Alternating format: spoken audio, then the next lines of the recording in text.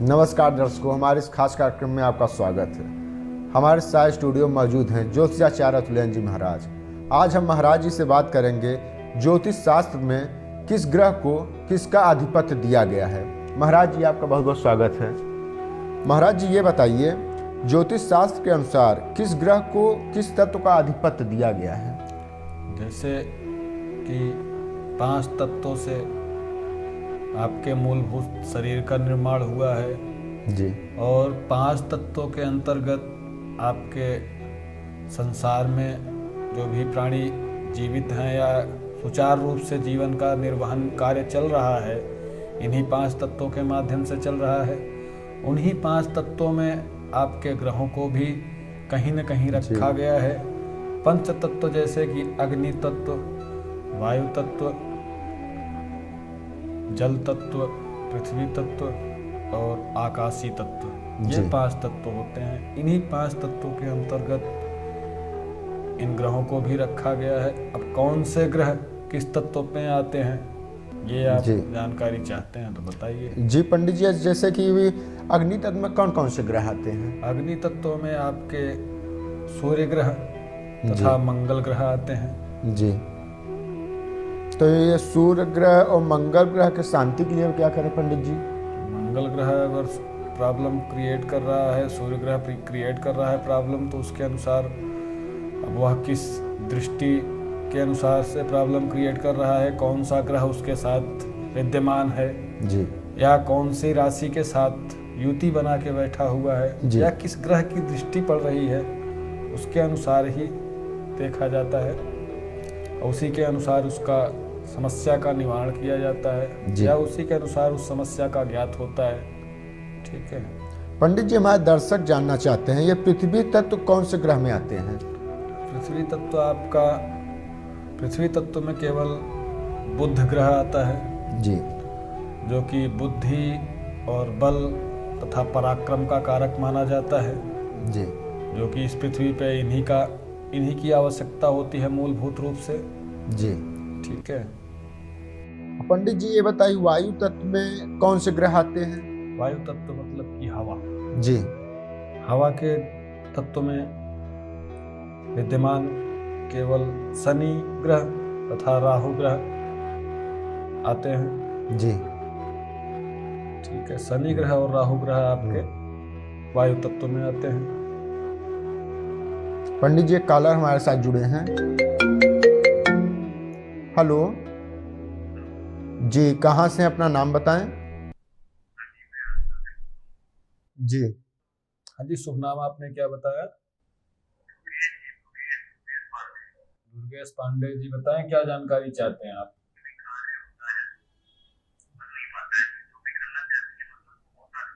Date of birth बताइए उसका।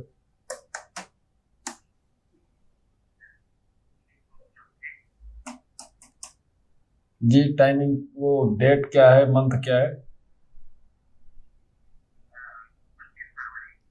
25 फरवरी 1990। जी, timing 8:30 बजे सुबह या रात्रि? दिन में। जन्म स्थान कहाँ का है? आगरा का ही है? ओके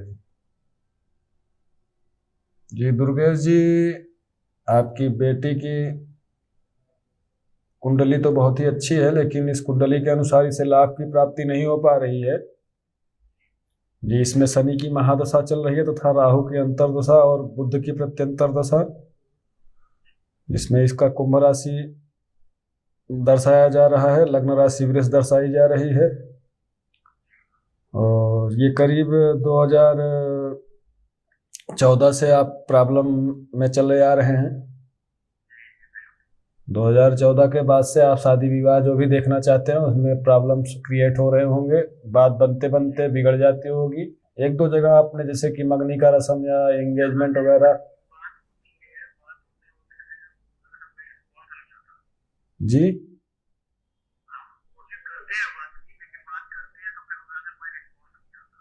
जी, रिस्पांस नहीं आता है ना।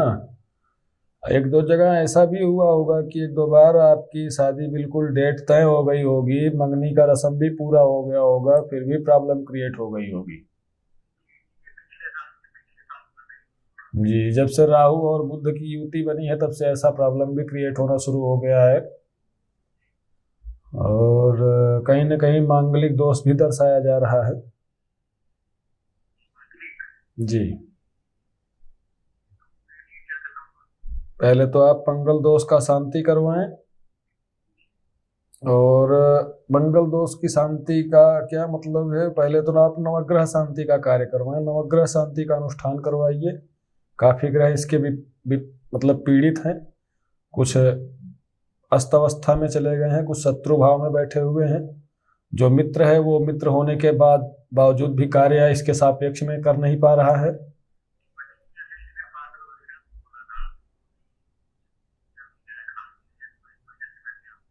जी, आवाज आपकी क्लियर नहीं आ रही है। हाँ जी,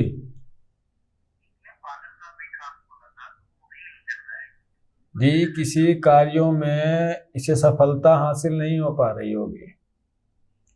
पढ़ाई लिखाई में भी बहुत अच्छी रही होगी पहले, लेकिन उसके अनुसार उसे वहाँ भी रिस्पांस नहीं मिला होगा।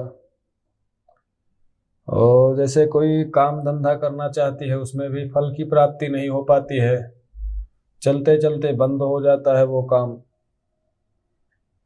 इसमें आप इसके लिए नवग्रह शांति का अनुष्ठान करवाइए, साथ साथ मंगल दोष का निवारण करवाइए।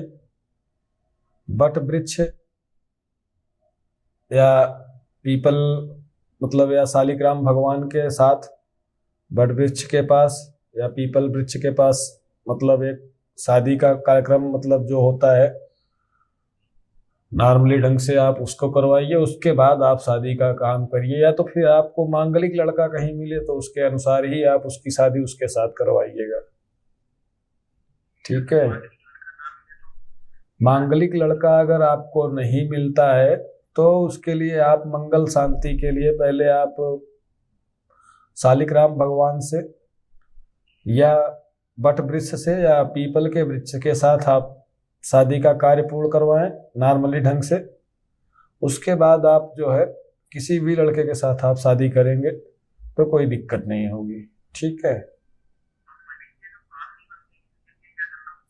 नवग्रह शांति का अनुष्ठान करवाइए, सारे कार्य आपके सिद्ध होना शुरू हो जाएंगे। ठीक है, जब तक आप ये नवग्रह शांति का अनुष्ठान नहीं करवाएंगे तब तक आपके घर में प्रॉब्लम क्रिएट जो हो रही है वो हमेशा बरकरार रहेगी। इसका निवारण केवल यही है कि आप नवग्रह शांति का अनुष्ठान करवाइए। नॉर्मली उपाय करने से कोई बेनिफिट होने वाला नहीं है, क्योंकि काफी दिनों से आपके घर में समस्या चली आ रही है। ठीक है जी, करीब ये 8-10 साल से ऐसे चले आ रहे हैं प्रॉब्लम। लड़की के ही लिए नहीं, और भी प्रॉब्लम कई एंगल से मतलब कई दिशाओं से देखा जाए तो हर जगह से आपको प्रॉब्लम चल रही होगी। जी, आप जी ठीक है, आप करवाइए, देखिए। ओके, राम राम जी।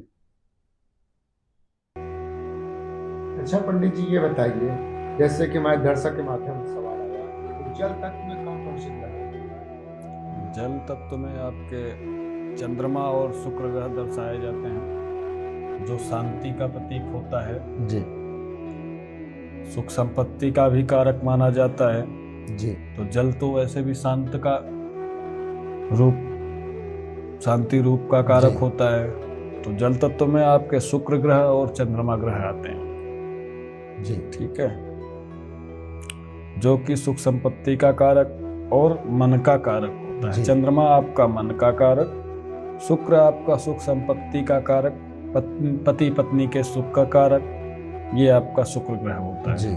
ठीक है पंडित जी, ये बताइए, क्या आकाशीय तत्व ग्रह का क्या उपयोग हो सकता है? आकाशीय तत्व में आपके गुरु आते हैं जी, तथा साथ साथ केतु भी आता है जी।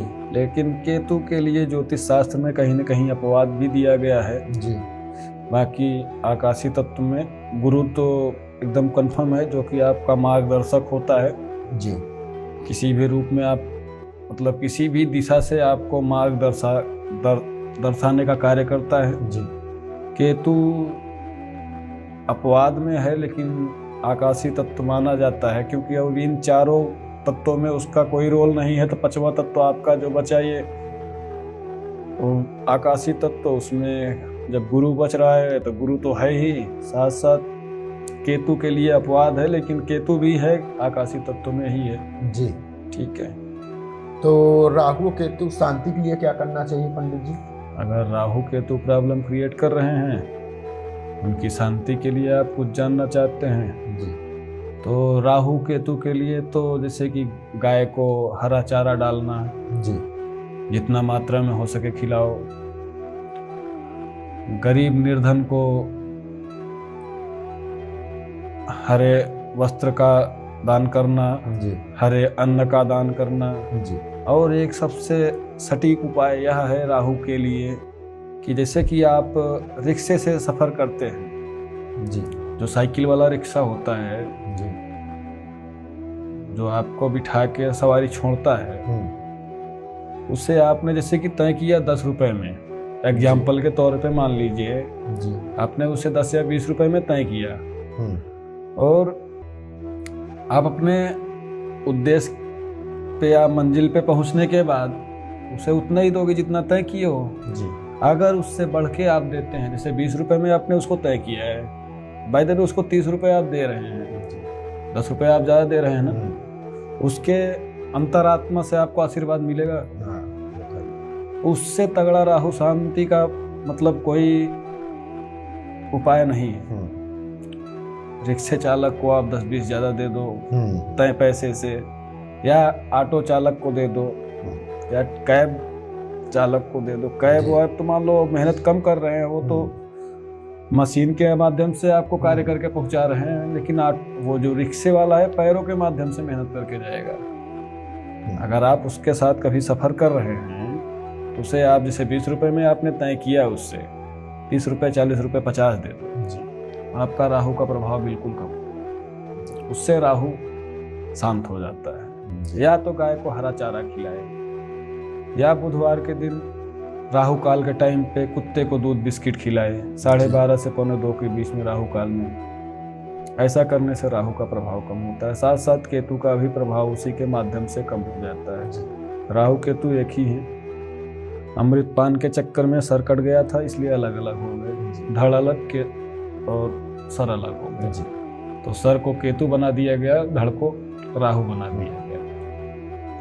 तो आप ज्योतिष शास्त्र से जुड़ी सारी जानकारी हमारे सामने ये नंबर फ्लैश हो रहे हैं, उसके माध्यम से आप अतुलन जी महाराज से जानकारी ले सकते हैं। महाराज जी आपका बहुत स्वागत है हमारे इस कार्यक्रम में।